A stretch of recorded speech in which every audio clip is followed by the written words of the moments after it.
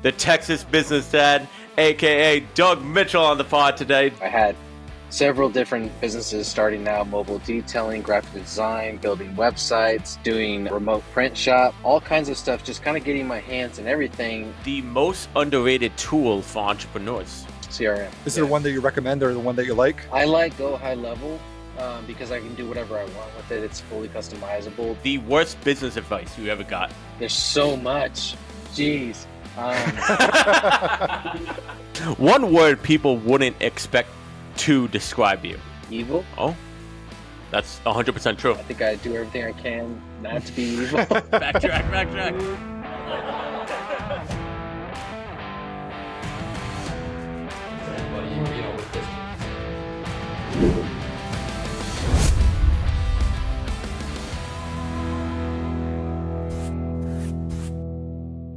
Too Legit Remote back again. We got the boy, we got the man of the hour, the Texas business dad, aka Doug Mitchell, on the pod today. Doug, welcome, man.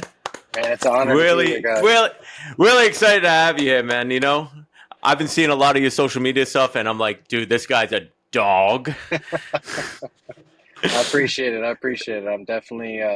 It's definitely been a journey here so far. Yeah, absolutely, man. So, like, let's just go right off the bat, man. So you're originally from Texas, right? Born and raised? Yeah, born and raised in Texas. And then, like, what was the environment like growing up? Like, were you always around like construction and trades, or no? You know, were you like, oh, not at all. All right. So I had somewhat of a tumultuous childhood. You know, moving from place to place. You know, where my earliest memories are being an army brat with my stepdad and my mom bartending and managing bars and stuff like that. And my stepdad was Army. And so I moved a lot, didn't make a whole lot of friends. So I was a bit of a loner, I guess you could say. And then I moved in with my aunt when I was 12. And so a little bit of a rough childhood on the emotional side, never went hungry or anything like that. But as with most entrepreneurs, my upbringing was kind of the source of my, I guess, my drive, you could say, prey drive, if you will. And basically, I looked at my childhood and I said, okay, I'm going to do the opposite of everything that was in my childhood in terms of, you know, moving in with my aunt and not really having a father figure or a mother figure. So I had mommy and daddy issues, right? And when you look at entrepreneurial childhoods, there's usually something missing. And then that's what creates the drive in order to become an entrepreneur after that. So that led me to Corpus Christi, you know, Texas, which I was following a girl, of course, hopping from job to job. You know, it's funny. Early on, I had a problem with authority because I never had a stable leader in my life, and so I always bucked authority. I always thought I could do things better, and that kind of created the entrepreneur in me. So I had several different businesses starting out: mobile detailing, graphic design, building websites, doing a remote print shop, all kinds of stuff, just kind of getting my hands in everything. And I landed finally working for another entrepreneur, right? And in doing that, I learned how to run a business. I learned how to balance books. I learned how to run a sales floor. I learned how to sell. And it was kind of the perfect environment for me to learn, but also working for another entrepreneur was tough because it was his way or the highway. So I still had that kind of friction, if you will. But that kind of created, I guess, through all those experiences, the childhood, the work history and everything kind of created a big part of who I am today. So was that always the end goal for you, just like having your own business, or was that just something that came obviously with all the experience that you were doing everything else with, you know? It always made sense to me to be an entrepreneur, whether I was going to be in sales and be commission only, but it always made sense for me to be performance based, you know, where it didn't matter my qualifications, my skill set, my resume, or a degree. All that mattered was my performance, and that's how I wanted to be paid. So it was no surprise that my first successful business that hit seven figures was actually a sales org. And so when we look backwards and we look at what I'm doing now versus what I did before, it's completely opposite, you know? And having a sales org and recruiting salespeople and training salespeople and building sales teams is the total opposite of what I'm doing now. So it's almost a massive challenge now compared to what I did before for 13 years. You know, I had 110 salespeople, and we brought in anywhere from 2.5 to 5 million in commissions on an annual basis through clients like AT&T, DirecTV, Vivint, and so the sales, recruiting, and operations in order to grow that sales team, you know, that skill set was on point and everything. Coming into this, this is all about marketing and trades and fulfillment and making sure the machines are running properly, making sure the SOPs are on point, making sure the margins make sense so that I can hire techs and scale. So it's definitely been a challenge from doing what I know so well and even consulting on that the last couple of years to doing this now and running a home service business. You know, it feels like outside looking in a big step backwards, but there's a motivation behind that if you guys want me to walk you through that too. I've been digging into FieldPulse lately, and man, it's built just right. Whether you're a small team or managing large crew, it keeps every team running smooth by centralizing scheduling, customer histories, pricing, payment collection, and more. I know a lot of folks listening are juggling chaos day to day. FieldPulse will help you clean that up, serve your customers and your bottom line better. Hit the link in the description to try it out, or head to fieldpulse.com right now to get a free demo. We'd love to hear the motivation on that. Basically, I had been consulting for 2 years, and I got really deep into consulting with a couple of clients, right? And one of them asked me to come internal, which, you know, you asked, you know, was the motivation always W-2, or I'm sorry, always to be an entrepreneur? Well, every time I've tried to go W-2, it's always bit me in the ass. Excuse my French, but it's always been ended up being a bad play, right? So I ended up going W-2 for this company, and they're a great company called Check Sammy, but they brought in a 9-figure investor, and that investor decided that they wanted everything to be tech forward. Well, the division that I had built for them was actually relationship based. So it didn't make a whole lot of sense to the new investors, so they scrapped the whole division. And so they laid out the red carpet for me to come in and then months later cut my whole division loose, you know? And so when I was looking at, okay, I've been consulting, I went internal for this company, I've been making anywhere from, you know, 20 to 30K a month individually, which is great. But at the end of the day, the client or the client or the business, whether it's W-2 or consulting, kind of had my success in their hands, you know? And then when I looked at what I had done over the last 2 years in consulting and the podcast and everything, it wasn't something I could really pass down to my kids. My kids were getting older. They're starting their own businesses and everything. And I kept asking myself, how am I going to show them? You know, I showed them podcasting, I showed them consulting, I showed them what I did, and it looks really cool. But would they ever be qualified to be able to do that? Probably no, unless they ran a business like I did for more than a decade and could actually consult on it. So I asked myself, like, okay, I'm big on legacy. I want something I can hand down to them someday. And so I knew it had to be a home service business because I had been consulting so many home service business clients.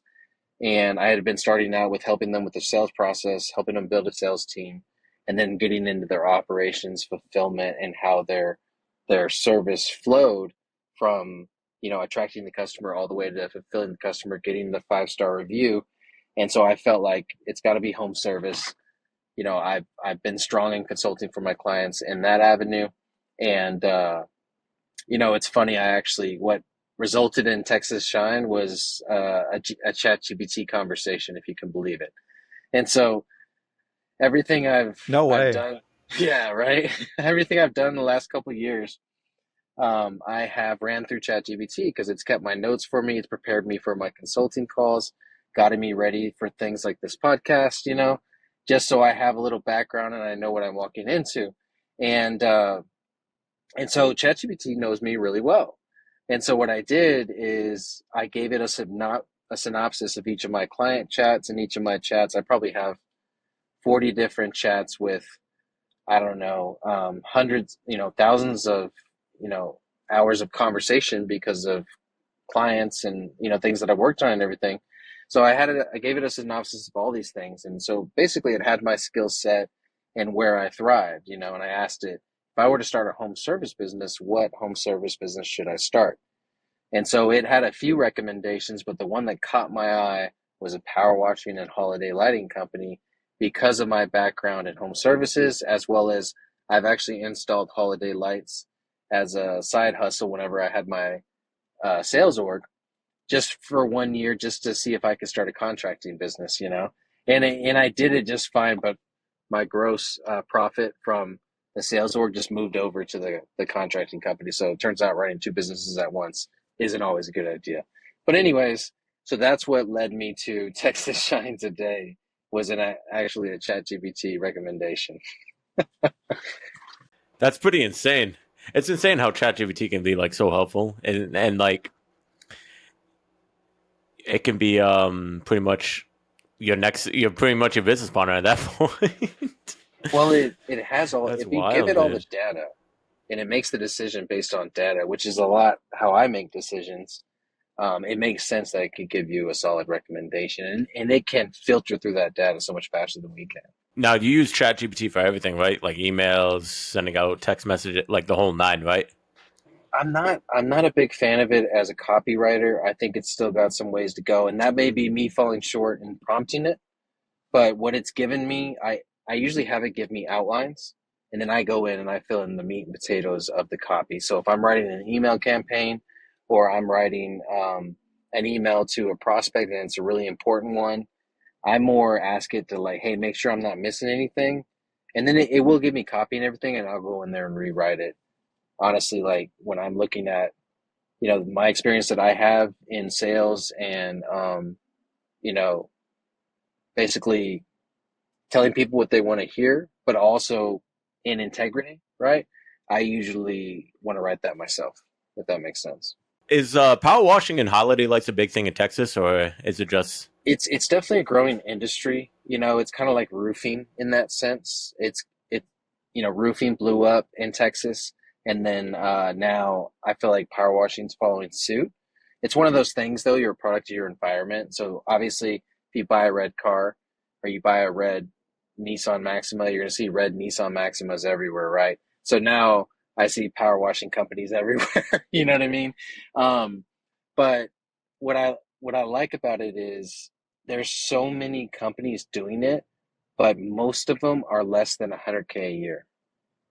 The ones that get over 500K a year or actually achieve seven figures, maybe there's like one or two in my area. And that's exciting to me because when I look at home service, like roofing companies, they're probably 100 roofing companies over $1 million a year right now. Now, granted, a lot of their gross revenue is caught up in materials, but at the end of the day, I think that gap and my skill set, I can bring to the industry what a lot of solo operators are missing, which is the scalability, the marketing know-how, the sales know-how, the process, the SOP, the scalability. And then, Doug, did you hop into like home services because that's kind of like where a lot of your sales consulting was around? So you kind of knew Yeah. that industry and you're like, oh, I could probably do this pretty well. Yeah, it's a low barrier of entry for my particular home service, right? There's no licensing required. I did because I'm a student and I've been developing myself over the last 4 years. I did go ahead and take a course uh, by Mike Vidan called How to Wash. And so he's got like 20 years in the industry, and he put together a course, and he's got all kinds of products and stuff like that. I use his quoting software, and so I would definitely wanted to bridge my lack of knowledge in the industry by taking that course, and it was insane. It was like 80 something modules. It took me over 300 hours to finish. It was like a college course. It was really well put together. I was impressed because most of the courses are like a couple of hours and you're done. No, this was like chemical combinations. This was like legal. This was marketing. It was a really great course, and it did. Luckily, I didn't get the real estate investment that I was cashing out until several months after I made the decision to start this business. And so I had to wait for that real estate investment to get cashed out, and then I could spend the 30K that I spent on my rig back here. You guys can see it back there, in the back window there. I love that. Yeah.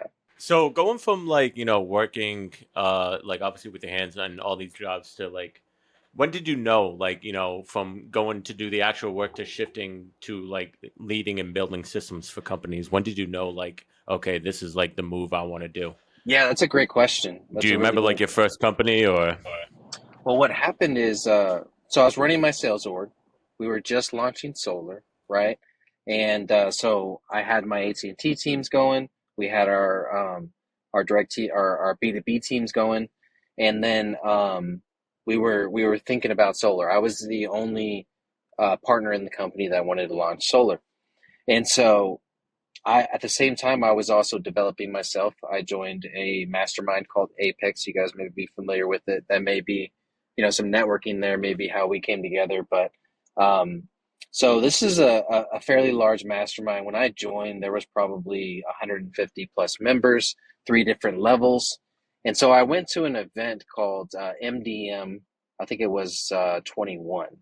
So this was right after COVID, and I go to the event. Before I went to the event, the owner of the mastermind had agreed to speak to my sales teams because he's a really good salesperson. Had agreed to speak to my sales teams for like, I think it was like 10 grand, right?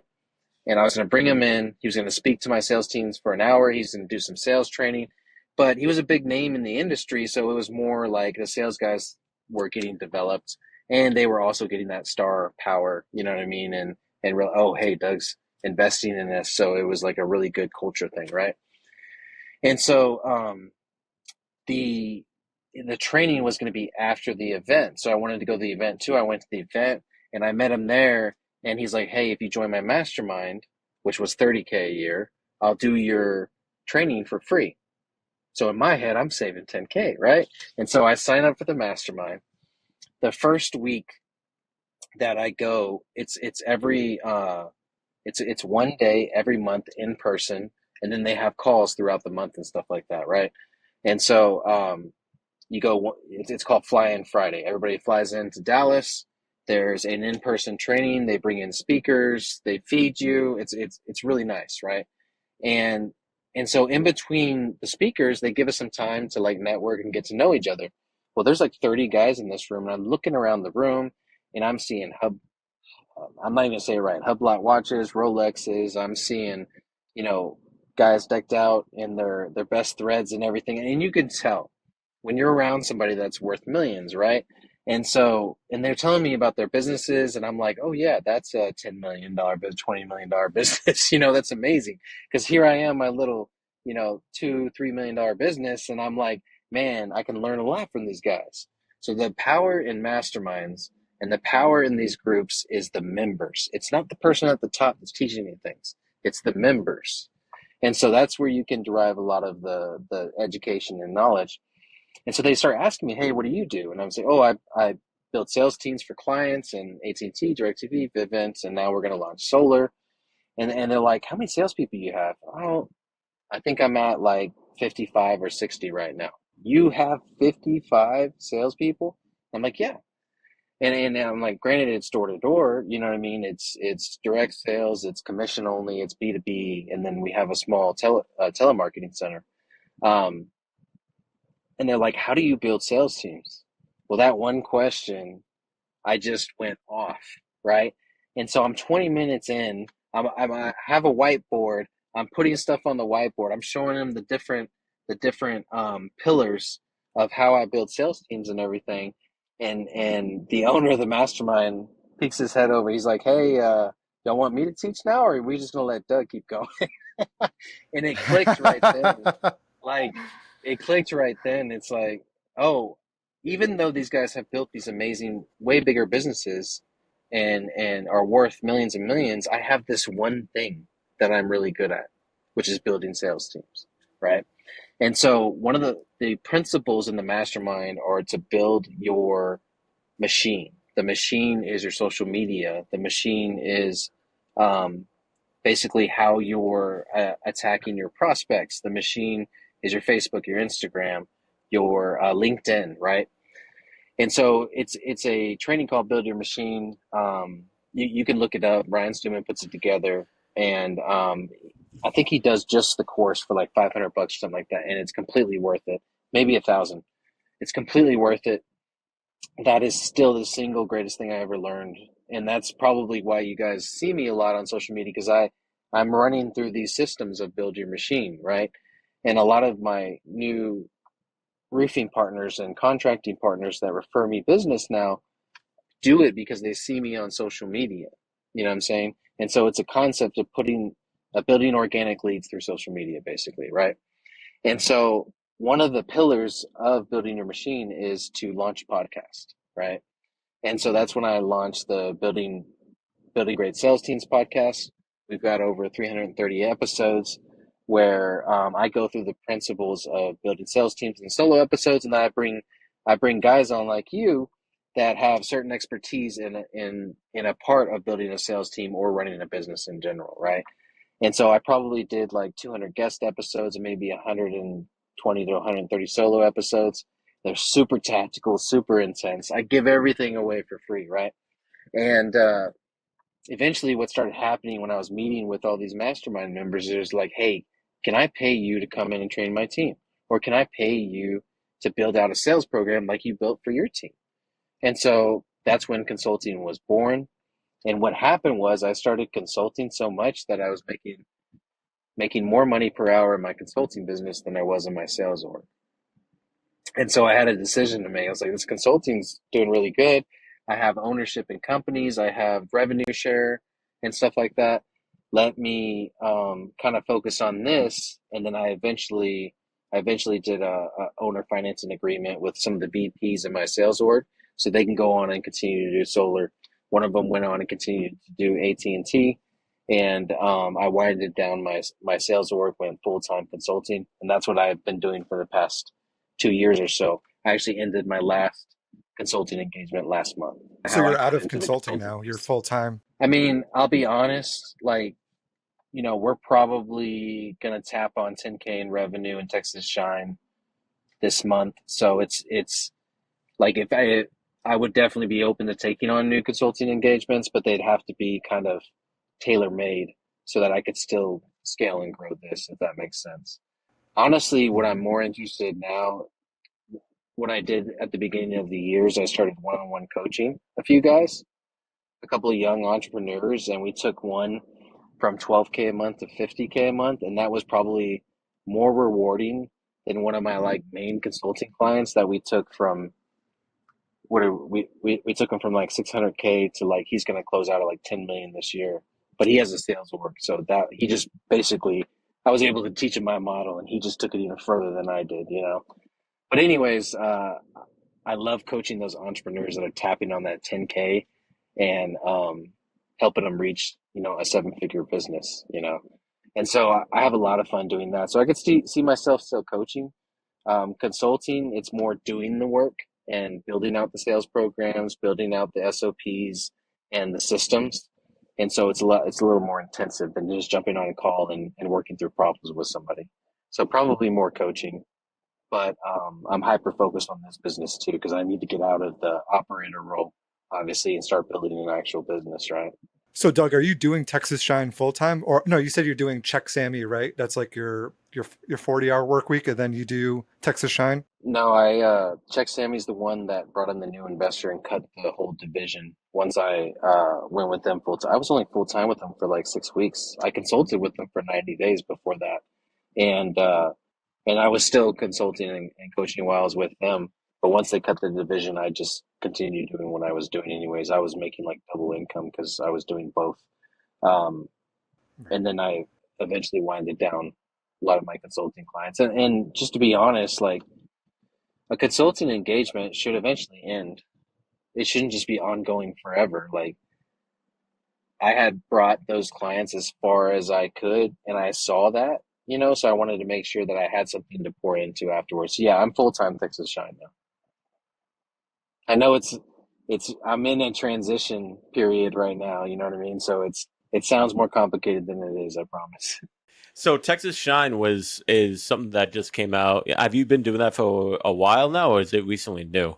So this is my Okay. first full-time month with Texas Shine, and the whole motivation for launching this company was so that I had something that I could hand down to my kids, or that could operate on its own, and they could still build the family foundation, which obviously a wealth is going to be a big part of that. But it's something that once I build it out, it should be able to run on its own. But I would love, like my daughter wants to be a lawyer. I would love for her to be our lawyer. You know what I mean? My son, he is a wild card like me. He's probably going to go and do his own thing for 5 or 6 years. And my hope is that he comes back and helps me run Texas Shine eventually. And I would start him out like everybody else. I would start him out as a salesperson or a tech in the field. And sorry about that background noise. A tech in the field, and I would have him work his way up just like anybody else. But yeah, my daughter's been out with me. The kids, their main priority when they're out in the field with me is the content capture, and then they're also turning the motors on and off, when I need them and stuff like that. So they're helping me out in the field. But my son's already asked, like, "Hey, Dad, can I do more of the actual work, the cleaning and the pushing the flat surface cleaner and then running the wands and stuff like that?" So he's excited to really get into it, and he's old enough now. He's 14, and he's an athlete, so he can handle it.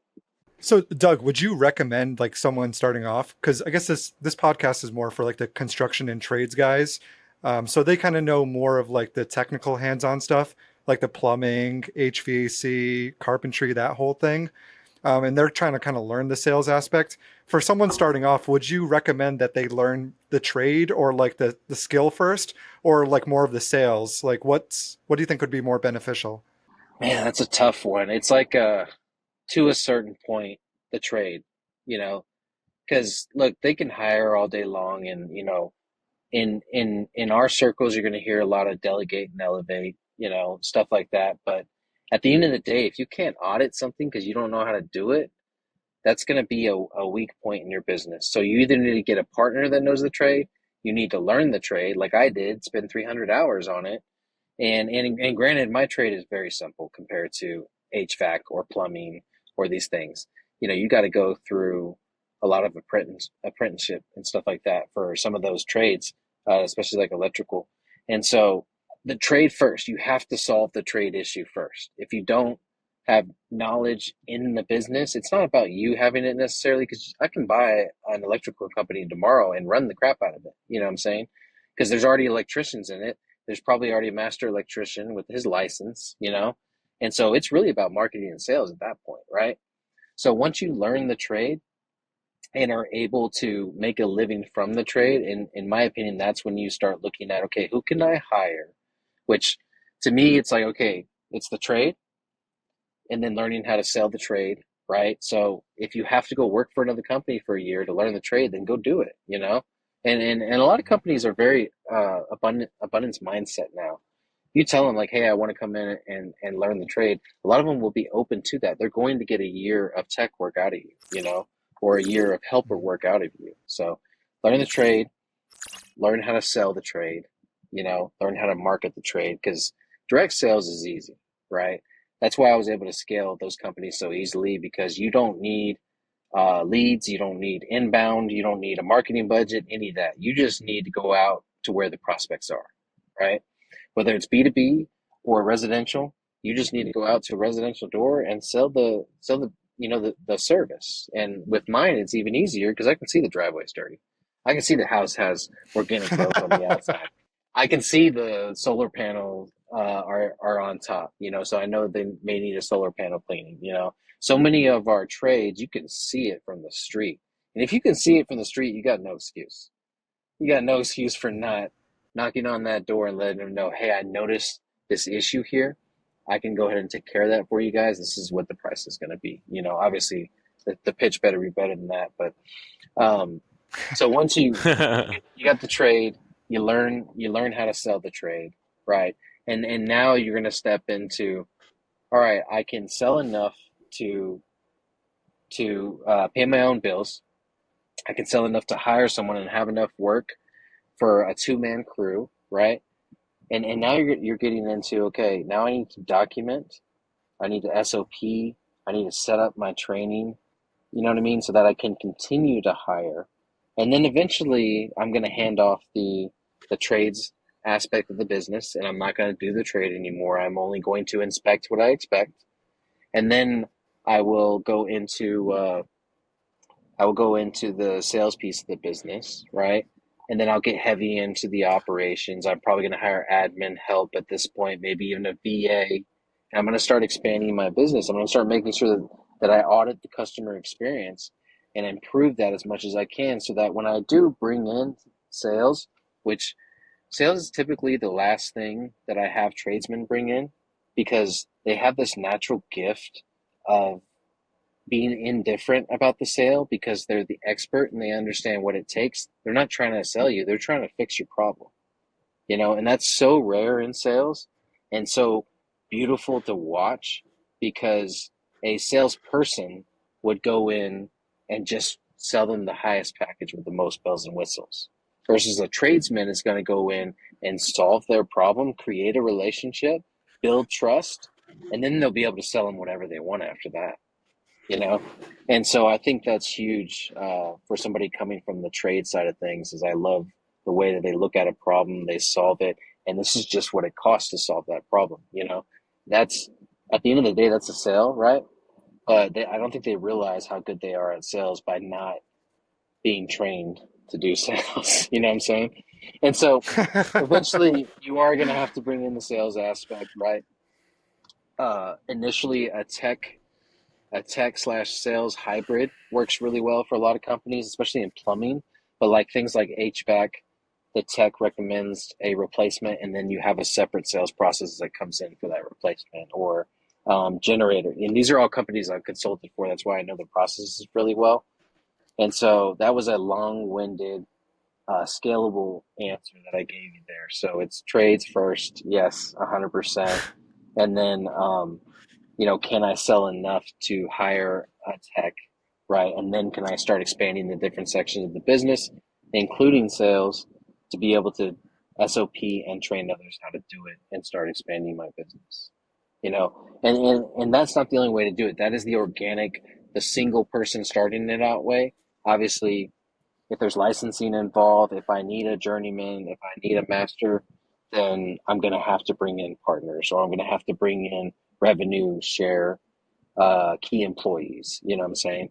And so, it's all about your budget starting out. I'm assuming everybody's going to start out from zero, learn the trade, work the trade, get the experience, and know that, hey, I'm going to start my business in a year or two. I'm just getting my experience now.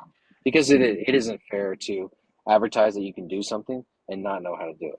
False advertisement. We don't appreciate that shit. Exactly. None of that. So, staying on track with that, what's like the biggest mistake you see a lot of these companies, these construction owners or these companies make when they're building the sales team, or they're hiring out a sales team? Ride-alongs. So they think they're going to train a salesperson simply by taking them along and showing them how to do it. Showing them how to do it is just one piece of the pie. You need to be able to. So everybody learns in different ways. I'm an experiential learner. Put me in the shit and I'll figure it out and I'll learn on my way out, right? Now that is a rare way to learn. Not everybody's built like that. I used to never study for tests and be able, just based on the wording of the problem, be able to kind of break down, all right, I've got a 60, 70% chance of getting this answer right because I can logically eliminate these things, So I have an ability to see a solution through problems, right? And so that's why I'm very good at writing training and curriculum, okay? And so the biggest mistake that tradesmen make when they want to hire salespeople or build a sales team is they don't write any training or SOPs for the sales process. So, obviously the most obvious thing is going to be a script, and that's great. But what about prospecting? what about if they're going and doing door to door a prospecting script for the door, right? There's the first part of the process, which is obtaining the interest. And the second part of the process is closing the sale. Sometimes those are two completely different processes, right? Like if I'm doing B2B in trades and I'm obtaining the interest via LinkedIn, well, there's some scripting that needs to happen in order to even have a conversation, get on a Zoom call. You know what I mean? And so if that scripting doesn't happen, then they don't know how to go out and obtain the interest. They may know how to sell it once the interest is obtained, but if you don't have a good marketing program, then there's nobody coming to them. So one of the biggest mistakes that they make is not writing the sales process from prospect to obtaining the customer. And then I would say the second one is not having good inbound lead flow, expecting the salesperson to not only hunt, but then kill, and then also do customer service and serve the customers after the fact. That is a very talented individual that can do all three of those things, And at and that point, rare. they probably own a business. Yeah, exactly. At that point, what do they need you for? You know what I mean? So yeah, I would much rather hire a salesperson once I had a solid inbound lead flow, or be very upfront and honest with them and give them some type of a base and say, hey, this is commission only. You eat what you kill. But now I need to be paying 10 to 20% of gross, because they are basically, I don't have a marketing budget because they're going out and grabbing the customer, right? Most marketing budgets are anywhere from 5 to 8%, right? And so if I have a marketing budget and I hire a salesperson and I don't have to market, well, that 5 to 8% plus another 10% should be going to them. And so they get a little greedy and they expect the world, the prospecting, the sale, and the customer manage. There's a word for that. It's not customer service. It's account management.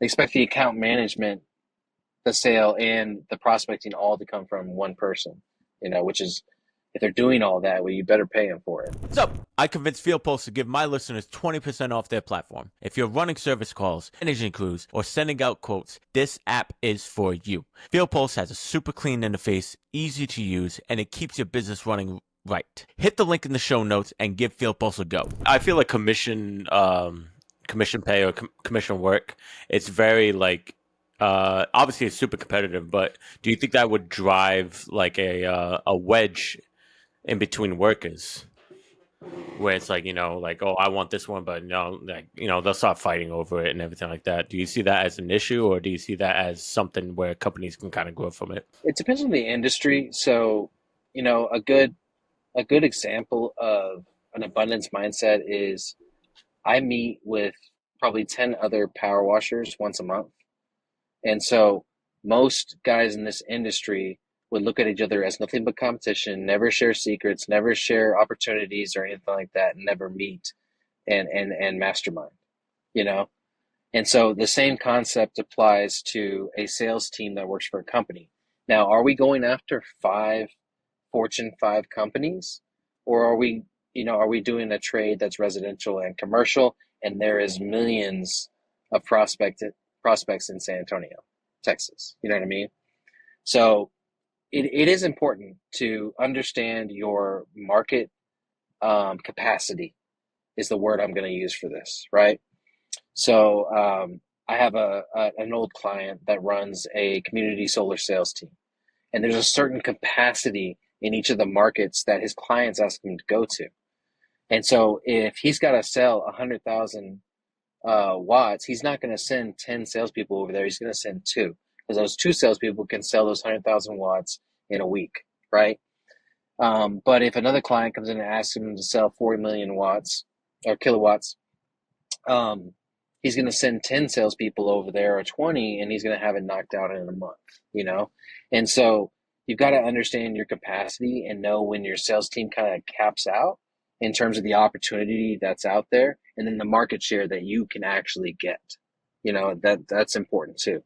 When I had AT&T as a client, they would give us leads, right? We'd have a certain amount of leads, and we knew that our formula was one salesperson could do 100 knocks per day on 40 unique homes and make 1 to 2 sales, and then 2 to 3 for the really good ones. So that told us our capacity. If we had 10,000 leads, then we would, and we had 10 salespeople, we'd probably have that whole area worked in 25 days. So we knew the formula. So you got to know your formula in order to understand, can I just hire as many salespeople as I want? Or do I have to cap it out at like 10 because I sell a very specific thing in a very specific industry in one city? And then, Doug, can we get a little bit more into like kind of the granular of sales? Because a lot of our sort of viewers are more of like those plumbers, HVAC, those kind of guys. They know the trade really well. They kind of shy away from the sales aspect, maybe because they don't really know it so well. But like you're talking about door to like knock, go to, door to door sales and that sort of stuff. Where could they kind of start to educate themselves? Like, what would you kind of recommend for that person who it's either themselves or they might have a helper? They're kind of in those early stages. How could they start to build out their sales? Like, what would you recommend? So you got to create the leads first, right? And let's assume that they have the leads problem solved and they're in demand. Okay. So if you are in demand, you have the leads problem solved, you have people asking you to come to their homes and fix their problem, right? Then now you need to start developing the sales process. And to me, a sales process contains a couple of things, right? It contains, all right, this is required. This is our qualification in order to be a lead, right? So the lead's the first part of it. Are all the qualifications met in order for that to be a lead? Okay, they're met. We're good. Okay, now we can set the appointment. So let's assume that it's always going to be an in-home presentation in most trades businesses that are residential or even commercial. And so now we go from lead to appointment. All right. So most companies do that really well. Now, once they show up for the appointment is where they don't have a process in place. So when you show up for that appointment, one, you need to prep the customer that you're showing up for that appointment, right? So an email with a what to expect subject line, and then basically a little bit about your company, your reviews, your customer feedback, and then your process. You kind of warm them up so that you're not going in cold like every other tradesman or every other company, right? And so then when you get there, I think it's important to have a visual representation of your product and a visual representation of your packaging, right? So I'm a big fan of good, better, best. What I love about good, better, best is it brings that trade, that natural trade salesman, it brings it to a repeatable process, right? So basically there's good, it solves the problem, right? Solves the problem, but long term you're going to have another problem down the road, right? Better, it solves the problem and the problem down the road, right? So that's better. Best, this solves the problem. It solves the problem that's going to happen down the road because we're completely maybe replacing the system, and then you're going to have a warranty against future problems, right? You're going to protect yourself against future problems because we're upgrading your system. We're not just fixing it, we're upgrading it, right? So that's good, better, best. That's how I would structure it. The pricing should reflect that, as well as the benefits beyond the pricing, which is the warranty and the account management afterwards. Which a lot of this is going to come with a systems check every year. HVAC companies do this really well. They do a maintenance deal once a year where they come in, they fill up your Freon, they tighten all the bolts and everything and make sure everything's good. That's also a selling opportunity, right? That's where they can say, hey, your flux capacitor is about to go out or whatever the case is, right? And so um, and so you've got the good, better, best. You've got the visual now. So I like a front and a back. On the front is the good, better, best option, and maybe you have to write it in because it's specific, but you still have the sections available for you. And on the back is what I like to call difference makers.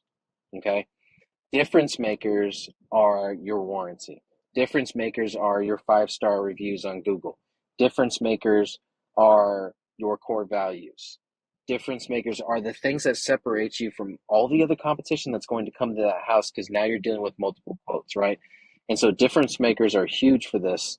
And here's the beautiful thing. Let's say you don't have a nice fancy sales deck. Let's say you don't have an iPad or anything like that. If you have a flyer that's front and back, you've got your packages on one side, You've got your difference makers on the other. You can do a full sales presentation with that. All you have to do is follow along. And so for somebody that is a tech and not a salesperson, they just have to go through the flyer with the customer.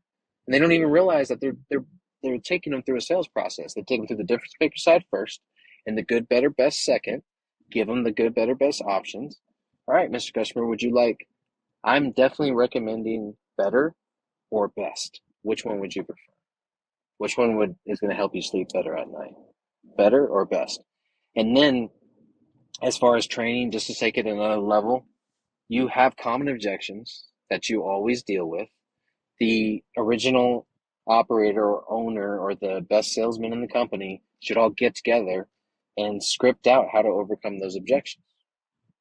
And then put their techs / salespeople through that training. So again, going back to the owner operator, they just need to install a sales process, and sometimes it's just the front and the back, the visual, and anything that they can do to reinforce that process, like installing a CRM that for the customers that they don't close follows up with them, or the customers that they're about to have an appointment with, it sends them a few emails to prime them for that visit. That's only going to reinforce them. As an owner operator, you should be utilizing the CRM to multiply yourself. And it's one of the hardest things for an owner operator to sit down and work on. Even me, knowing the benefits of it, I only installed my email and texting process last week. You know what I'm saying? I wanted to go out, get sales, make money, do the job. You know what I mean? And I kept putting off building out my CRM, even though I know how to do it. Can you imagine somebody that doesn't know how to do it? Like, and now they've got to learn how to do it and build it out, But once they do it, they've just multiplied themselves by like 5. Because now you do still want to follow up with phone calls and everything, but now they're getting text and emails as well, respectively. Never text or email or call more than once in a day, other than right after the lead comes in. No holds barred until you get a hold of somebody after the day the lead comes in. Then after that, it should trickle off in terms of how often you're reaching out to them. So Doug, in those kind of early days, how did you kind of get the sales rolling before you implemented that process? Did you go knock doors yourself? Like, what would you recommend? Like, what did you do and what would you recommend to just kind of get the party started? Yeah, so I love talking about this. It's called micro-targeting, right? And so once you get so the first thing that I did is I went and did 10 jobs for free. What that gave me was 10 neighborhoods now that I was going to micro-target. You show up for the job. You show up early, maybe like 15, 20 minutes early. You don't even knock on the customer's door yet. You go to their neighbor's doors and you let them know, hey, I'm going to be next door. I'm installing this. That's my truck. Just want you to know who is in your neighborhood and who is working on your neighbor's house, right? Now, I go for a pitch, right? Plumbers, HVAC, you don't need to do that yet. You can do it after the job's done. But I would go ahead and go for them. Hey, while I'm here, did you want me to go ahead and knock out your driveway too? I saw the staining, the rust stains, the oil stains. I can get that all knocked out for you while I'm here already. And my customer next door, they, because I'm just coming out to their home, their driveway and patio and back patio is costing about $350. I'll tell you what, since I'm already here, I'll take $50 off. I don't have to spend the gas. I don't have to spend the marketing to get another customer. Love to have you as a customer. So I pitch them and I close them right then and there, right? And then I just go to that house next if I have the time. If not, I schedule it for the next day. And so that's one piece of micro-targeting, right? And look, it takes balls to go up to a door that like doesn't even want your service. You know what I'm saying?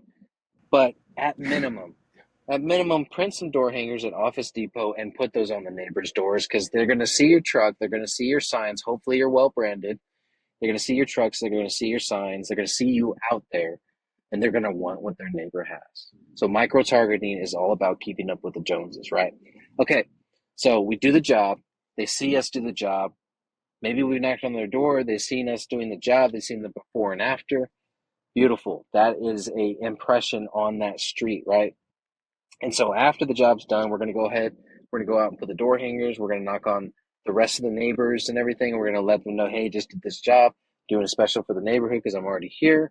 I can knock it out right now, or I can knock it out tomorrow when I come back to do a post checkup on this customer. You always have a reason for being there. You always have a reason for being there, and it's a big deal. Like, because I don't have to go out and market for another customer. I'm going to give you a discount, or I'm going to give you a special, or if I get two of your neighbors too, then I'll give you all $100 off. Because that saves me time from having to go to another job. I got job after job after job, right? And so the next thing that I do, and this is where the conversion rate goes down. The conversion rate is highest when I'm talking to somebody belly to belly, right? The conversion rate starts to go down, but what I'm going to do next is I'm going to send out postcards. As soon as I get home, I'm going to use a service that I like to use called Dope Marketing. And I'm going to do a map out a section of that neighborhood, and I'm going to send postcards to it. All right, so now they've seen my signs, they've seen me doing the work maybe I've even knocked on their door, and a couple days later, they're getting a postcard in the mail, right? And so let's say I get another job in this neighborhood. I'm going to put out some signs at the neighborhood entrances, some of those cheap, $5 signs. I'm going to put those out at the neighborhood entrances. Now they've seen the signs.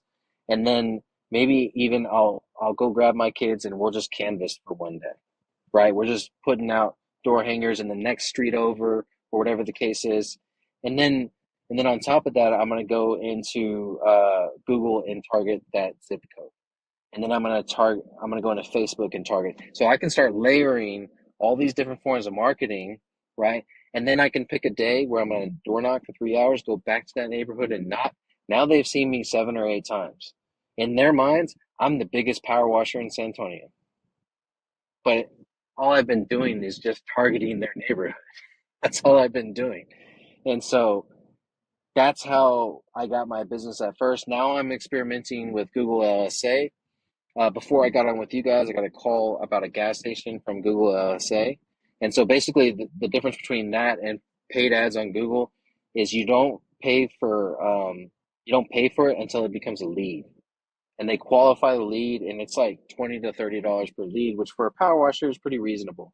And now I'm gonna get a gas station that's probably gonna be like a 2K deal from a $20 to $30 lead. We're solid there. I'm also experimenting with Facebook ads. This is where I'm probably the weakest.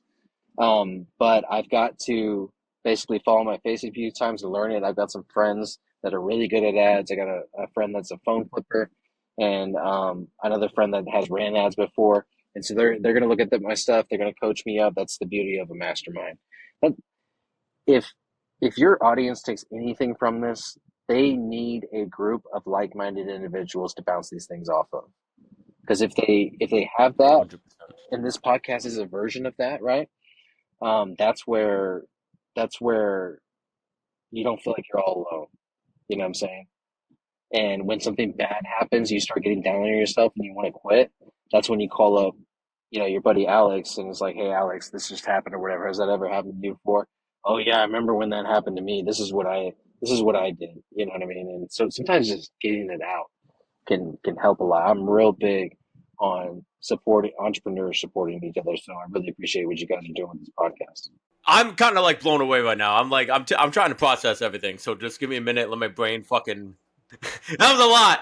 That's a lot of useful information, man. I'm not gonna lie. Yeah, it's As the I'm fucking questions you guys are asking. A lot of times it's what I've built out with my clients. So it's like, I know this process and I'm going to lay it on you guys, and hopefully you transcribe this recording, drop it into GPT and make an SOP, and then just give it to your audience, that may help. There it is. That's our next move. Right That's a there. big brain idea. I like that. So my biggest question is, like, you're a dad, but you also, like, you're really heavy into business. How do you, like, mesh both of those well? Mm-hmm. How do you, like, how do you get the dad and the business to, like, like not get along with each other, but like kind of work together? You know what I mean? Get along is a fun way to say it. I guess getting along, yeah. So I really sucked at this at the beginning, right? So I became a dad at an early age. 3 months after I became a dad is when I started my first 7-figure business. And so basically it was a traditional relationship. I went out, made the money, brought home the bacon, and my wife stayed home with the kids. She was also teaching for some of those years. So she got the short end of the stick. She'd go to work, come home, deal with the kids and everything. We utilize daycare, we utilize family, all that stuff. So I would say my kids' first 5 to 6 years were very rough because I was building the business, right? Now, don't get me wrong, like we did awesome stuff. We had money, so money always like bridges that gap, right? If you don't have enough time, then a lot of times you can, with money, do things that maximize the time you do have, right? So we're going to Dallas Cowboy football games, we're going camping, we're going to Fiesta, Texas, we're building these big core memories that they have from when they were little, if they even remember a lot of that stuff, you know what I mean? And so I thought that was the deal, to provide them with all the things that I didn't have, right? And if I did that, then I was good, right? And so what I realized, so me and my wife have actually been married for 9 years, separated for one, divorced for two, and then we reconciled. And actually, tomorrow is our 14th, no, 13th wedding anniversary. So 9 and 3. And, oh, sorry. So basically, my first marriage, um, wasn't that great of a dad. My second marriage, it clicked, right? And so, and obviously it's the same woman. When I was divorced, I I screwed up the marriage. So I was like, hey, I can't screw up my kids too. So whenever I had my kids, they had 100% of me. I had done so well in my business that I was able to delegate most of the day-to-day stuff. And so I would work like 15, 20 hours a week in my business, and the rest of the time was with my kids. So I built these really strong relationships with them so that when we did get back together, and then I went to building a consulting business and building this business, I had those kind of core ways to operate now. Like, yeah, we do it. We do a date night every 2 weeks. I'm big on, you can't be a good father if you're not a good husband. So we do a date night every 2 weeks. I have a date night with my kids every one kid per month, and then we.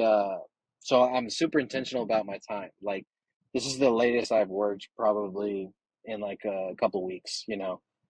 So I'm super intentional about my time. I keep a pretty much a 8 to 5 work schedule, which is like, oh, a brand new entrepreneur, that doesn't make a whole lot of sense. Well, I don't really care. I'm gonna do it the way that I want to do it so that I'm there for my family, right? I'm big on having dinner at the table every night. And there's no cell phones at dinner. Um, I'm big on, when I am home, that I'm present with my kids, and then when we go on vacation, that I am checking out of work and I'm able to actually be on vacation. That was a big motivation behind consulting, because then all the control was in my hands and I could control my complete schedule. I didn't have a bunch of other people that I had to be beholden to and their schedules and be there when they wanted me there. With consulting, I just agreed with it with the client. If I was going to go on vacation, my clients knew about it ahead of time. And even then, it's nothing to jump on a client call at 7 in the morning when everybody's asleep. You know what I'm saying? Especially if I'm in Florida and then my clients are in Texas, because it's 8 in the morning for them, right? And so that part was actually easy, working on vacation, because I would work outside the hours that my family was awake. And then another piece of it is, like, when you're traveling, nothing good happens after 10. So if you're traveling and you're in a hotel, go to the hotel room at 10 and go to bed and get up early, work out, and crush the day so you can get home to your family faster. I'm big on only being away from my family for a maximum of 2 nights. Anything beyond that starts getting really hard on my wife and my kids.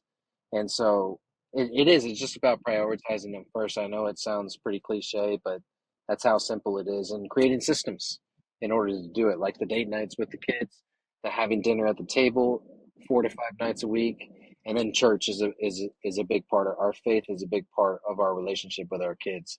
Because when you have a higher power that's guiding you, it will they he will convict you whenever you're stepping outside the lines and you're not giving your family what you should. There's a conviction that happens. And so I would say that's a big part of it. Intention, systems, and faith. I feel like faith is always a big part too. Too when we talk to a lot of these like business owners, faith has always been like that key pushing factor. You know what I mean? I've been noticing that a lot more. And it's something that's not really talked enough about in society, and definitely not in entrepreneurship. You know what I mean? It's like faith is just something, and I don't know if it's social media or what it is, but it's definitely something that's not discussed enough. And it comes up a lot in discussions, probably because we're working with in the construction and trades world. But it's you know, it's definitely a very important thing. Yeah, when you get down to the micro world of construction and trades and even early entrepreneurship, faith is a big part of it. I mean, blue collar, faith is a big part of blue collar, right? The issue is once you tell somebody your faith or that you believe in God or that you believe Christ died for your sins, then they label you, right? And once they label you, that means, oh, well, he must hate gay people, he must hate Mm. you know, Democrats, he must hate President Biden, you know what I mean? Like, and it's like that's just a label you're putting on me. If I'm a real Christian, I don't hate anybody, you know what I'm saying? Like if I'm a real Christian, all I should have for my fellow man is love, right? And so the reason that people are more reserved to put that out there is because they will get, you know, metaphorically crucified for it. Yeah, and I understand that because it's happened to me too, but I don't really care anymore. I feel like I've always been a lot older than my age, so I feel like an 80-year-old man now. You know what I mean? Just I'm gonna let it all hang out, and if you like me, great. If you don't, then I don't need you. You know what I mean? Absolutely. You look really good for 80, by the way. Yeah.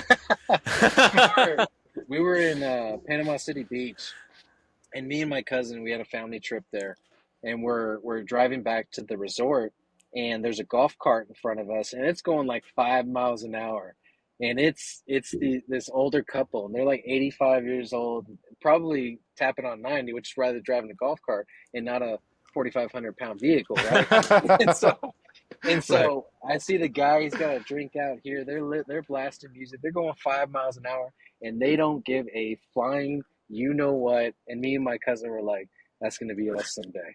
That's gonna be us someday. That's the dream, man. Loving Goals, life, man. Goals. Those are goals. if you don't like it, go around. You know."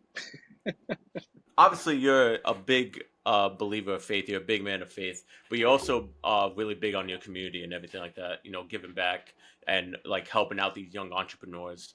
I guess the main question is like, and I think this is kind of circling back to the whole motivation thing. Is like, why is this? Is it so important to you to like get these young entrepreneurs to where you are today, like to be at your level? It's just it's selfish.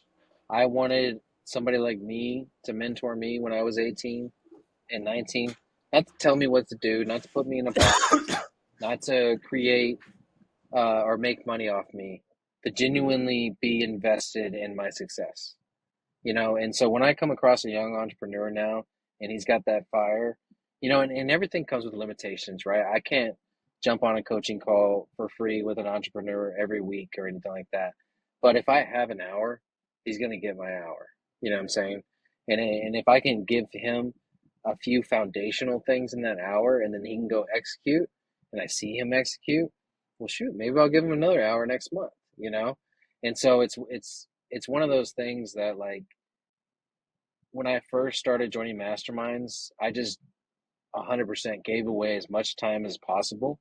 I actually won an award for it because that would, you know, like I tithe regularly, but I'm the worst when it comes to discipleship, you know?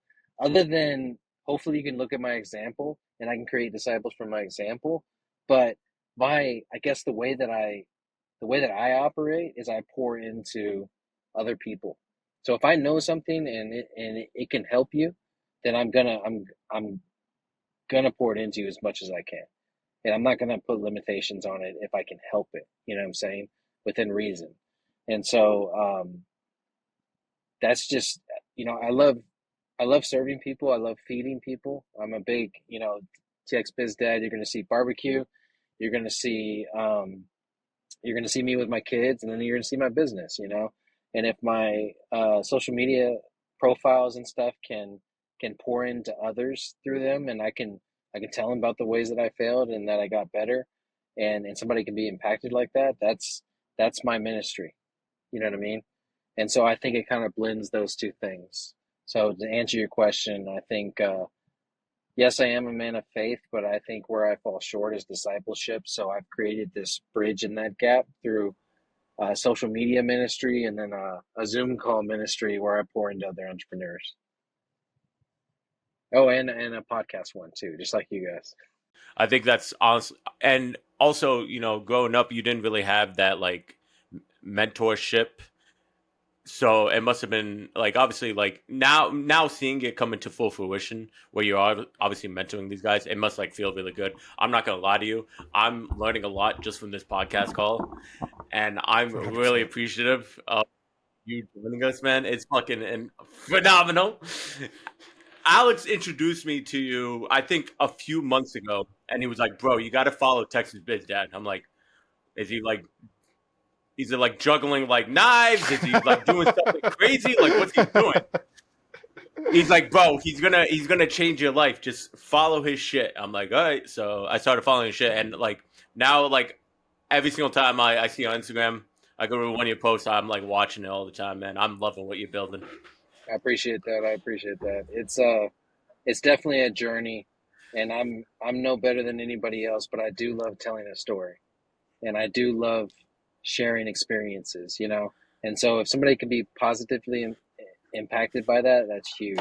But I do believe we can all learn from each other, and that's why we got to keep doing stuff like y'all's podcast here, and saying yes. Mm-hmm. You know, if anybody's listening and they've been invited on this podcast or another one, or been invited to speak somewhere, they wouldn't have invited you unless you were overqualified to speak. So just do it is my advice for everybody listening. Like, go in the room, step up to the stage, jump on the mic, and just tell your story. Give your experiences. It's the ones that frustrate you, the ones that that just make stuff up, or they just follow somebody else's model, or they regurgitate somebody else's stuff. As long as you're not doing that, then step up to the mic. All right, Doug. We do something on our podcast. It's 10 random questions, rapid fire. First thing that comes to your head. Are you ready? Let's do it. Let's do it. All right, man. What is your favorite breakfast that you can never say no to? Breakfast tacos. Breakfast tacos? Ooh, I fuck with those. I haven't had breakfast tacos in a while too. Just say like burrito. I'm a big burrito guy. Yeah, down here in South Texas, it's breakfast tacos. Like bacon, egg, and cheese, bean, cheese, and bacon, carne guisada with cheese, barbacoa. Yeah, yeah. The Mexican culture. Damn, I'm getting hungry right now. all I got is these grapes that's just trying to feed my hunger right now. But here in Massachusetts, when like obviously Dunkin's like a huge thing here in Massachusetts, we don't have breakfast tacos in Dunkin's. We have wake up wraps, which is kind of like a taco. You know, you get a bacon, egg, and cheese, and it's on this dry burnt tortilla wrap. And the minute you chew on it, it just tastes like a stale chip, you know. So You're really selling it, bro. I'm not gonna lie though, like it's ass. It sucks. If you guys ever come to South Texas, let me know, and I will make sure y'all have some amazing food down here. And you're definitely gonna gain 10 pounds while you're here. I will. We're gonna hold you to that. I will hold that too. Yeah, I'm gonna hold that. I'm gonna hold you to that, buddy. All right. All right. Who's one person you'd love to have a beer with, dead or alive? That's easy. Jesus. I know it's a cliche, but man, that conversation. That conversation would be amazing. After him, man, probably my grandma. I miss her a lot, and so that would be awesome to have a drink with her, because she was never alive when I really drank a whole lot. So just to sit down and have a drink with her and shoot the shit would be really cool. The worst business advice you ever got? There's so much. Jeez. It's probably the concept of what's your hour worth, and you shouldn't be doing anything less than that dollar per hour, which I think it's the worst business advice because it usually doesn't come qualified, you know?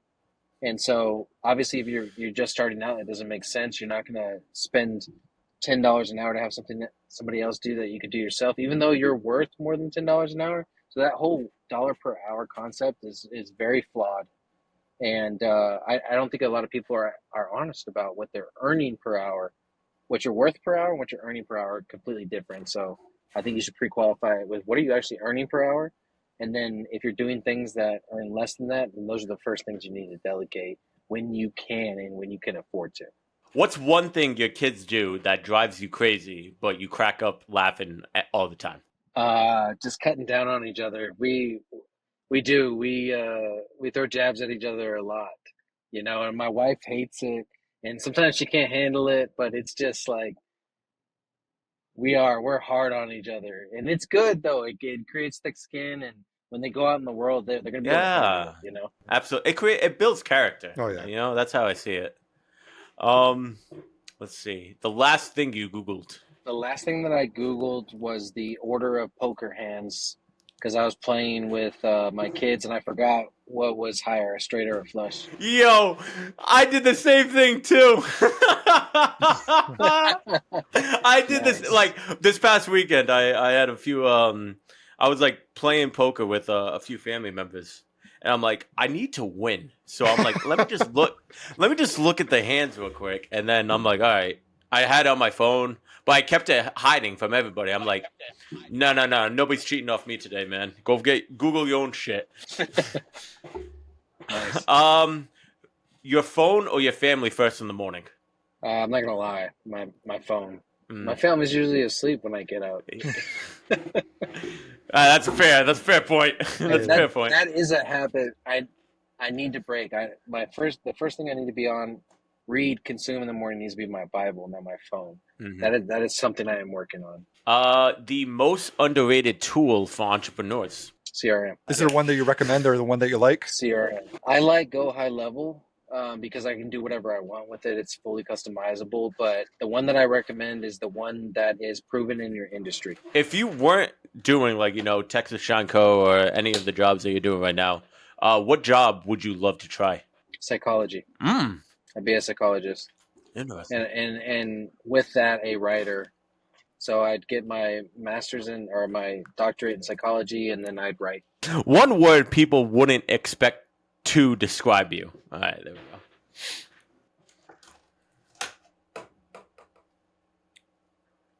Yeah, that's a tough one. I'm hard on myself. You shouldn't be, Doug. Yeah. Describe me.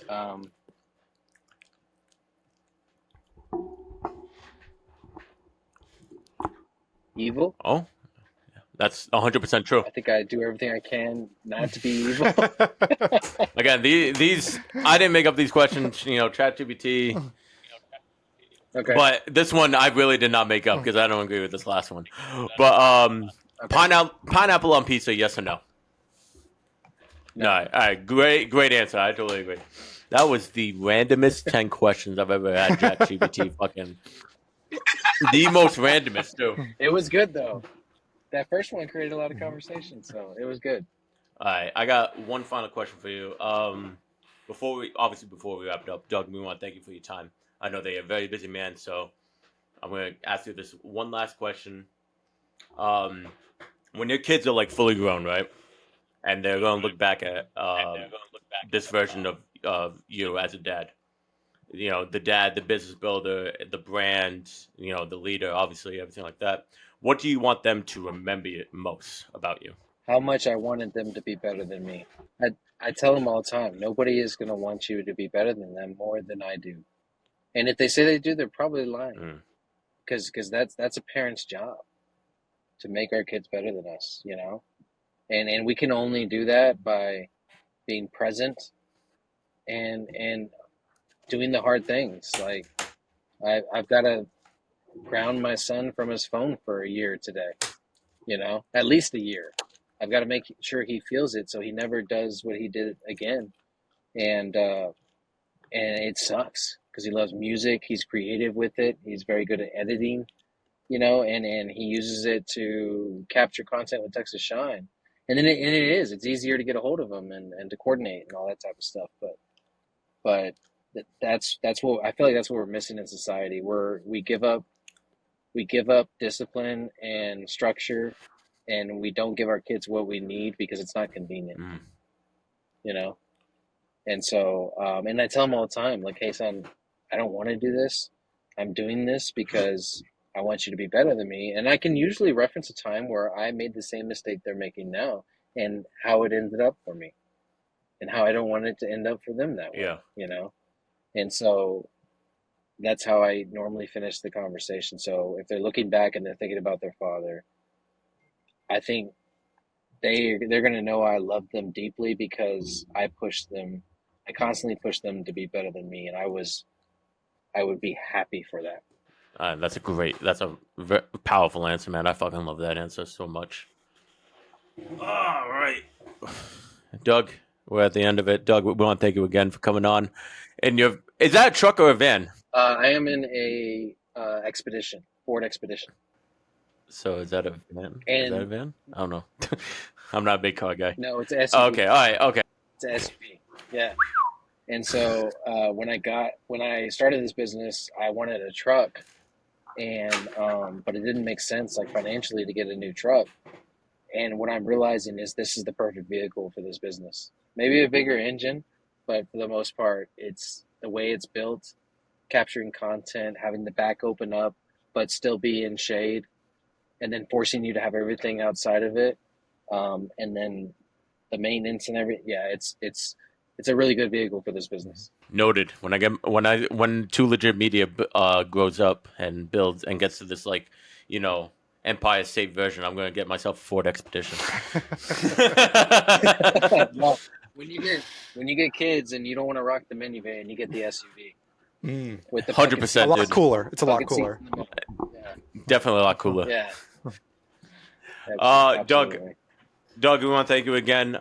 Any final thoughts, words, plugs that you want to put in before we get going? Yeah, just you guys have plugged it a few times, but follow me at TXBizDad, TXBIZDAD. It's on Instagram. That's on TikTok. That's on Facebook, LinkedIn.